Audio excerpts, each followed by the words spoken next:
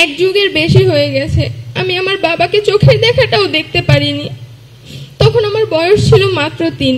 আমাদের লড়াই কিন্তু এখনো শেষ হয়নি। আমরা রাজপথে ছিলাম, এখনো আমরা কিন্তু আছি।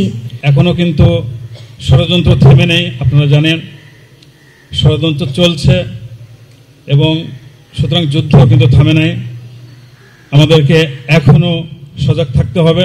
কত লোক গুম করেছে, খুন করেছে, তার হিসাব আমার মনে হয় এখন পর্যন্ত আসে নাই। আর এই বৈষম্য বিরোধী আন্দোলনে প্রায় 2000-এর মতন ছাত্রছাত্রী নিহত হয়েছে, সাধারণ জনগণ নিহত হয়েছে। এদের এখন পর্যন্ত ফাইনাল লিস্ট হয় নাই।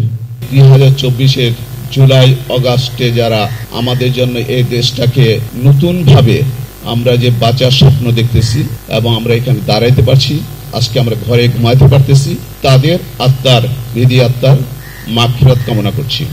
5 আগস্ট পরবর্তী যে অর্জন আমাদের হয়েছে সে অর্জন ধরে রাখার জন্য আমাদের এখনো সংগ্রাম করে যেতে হবে। সেই সংগ্রাম অব্যাহত রাখতে হবে।